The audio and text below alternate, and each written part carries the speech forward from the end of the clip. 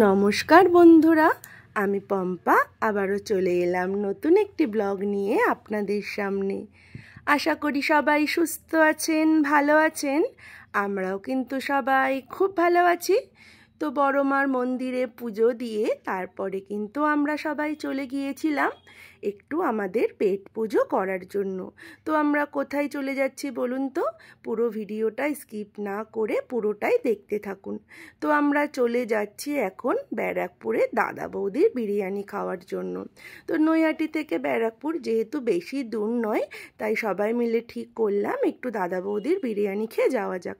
তো সেই যেমন ভাবা তেমন কাজ, সেই মতো আমরাও রওনা দিয়ে দিয়েছি ব্যারাকপুরের উদ্দেশ্যে। তো এই যে গাড়িতে করে যেতে যেতে বাবিনকে বললাম একটু এদিকে তাকা, তোর সাথেও ভিডিওটা করে নিই। আর দেখুন জানলা দিয়ে খুব সুন্দর হাওয়া আসছিল। এখন যেহেতু হালকা ঠান্ডা ঠান্ডা পড়ে গিয়েছে, তাই আর এসি চালাতে লাগছে না। বাইরের এই হাওয়াটা কিন্তু খুবই ভালো লাগছিল। তো আমরা সবাই গান শুনতে শুনতে গল্প করতে করতে প্রায় চলে আসলাম দাদা বৌদির হোটেলের সামনে।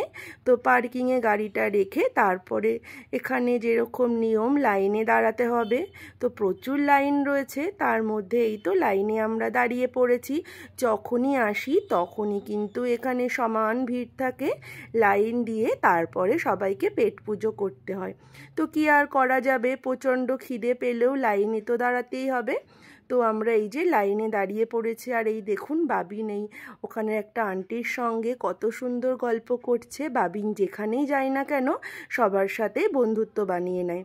তো তারপরে আমরা যথারীতি কিছুক্ষণ লাইনে দাঁড়ানোর পর ফাইনালি আমাদের টাইম চলে আসলো। তো এই যে আমরা এখান থেকে চলে যাচ্ছি হাঁটতে হাঁটতে ওপরে।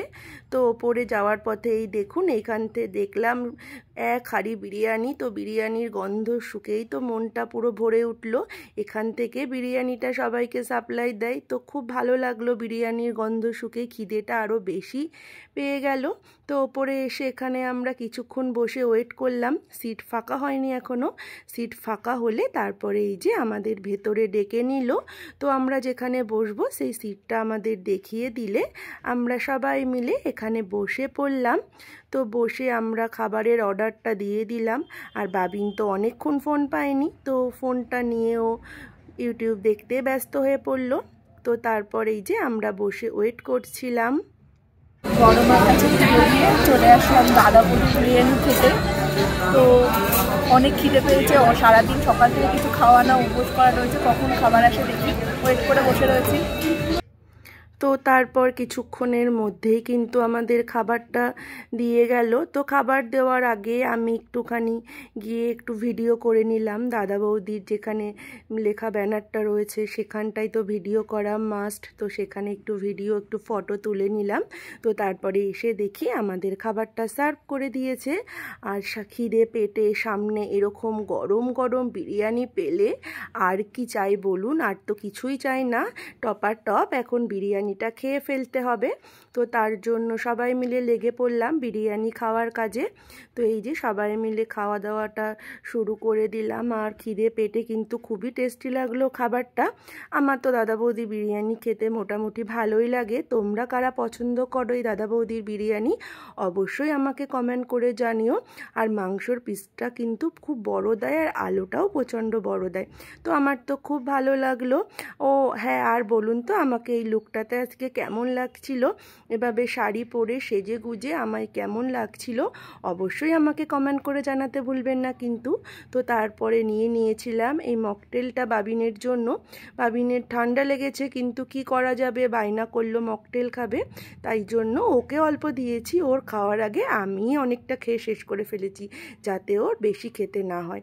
তো তারপর আমরা চলে আসলাম যেখানে পার্সেল দেয়, সেই লাইনে দাঁড়িয়ে পড়লাম। বাড়ির জন্য পার্সেল নিয়ে যাব, যেহেতু মামনি আর বাবাই আসেনি, তাই জন্য শ্বশুর শাশুড়ির জন্য একটু বিরিয়ানির পার্সেলও নিয়ে গেলাম। তো তারপর আমরা বাড়ির উদ্দেশ্যে রওনা দিলাম। তো সব মিলিয়ে বড় মার মন্দিরে পুজো দিয়ে দাদা বৌদির বিরিয়ানি খেয়ে পুরো দিনটা খুব সুন্দরভাবে কাটলো। তো বাড়ি ফিরতে ফিরতে রাত্রির হয়ে গিয়েছিল। তো আজকের মতো ব্লগটা এখানেই শেষ করছি। ভিডিওটা ভালো লাগলে একটা লাইক কমেন্ট করে পাশে থাকবেন। সবাই সুস্থ থাকবেন, সাবধানে থাকবেন। আবারও নিয়ে চলে আসবো নতুন কোনো ব্লগ নিয়ে আপনাদের সামনে। তাহলে বাই বাই বন্ধুরা।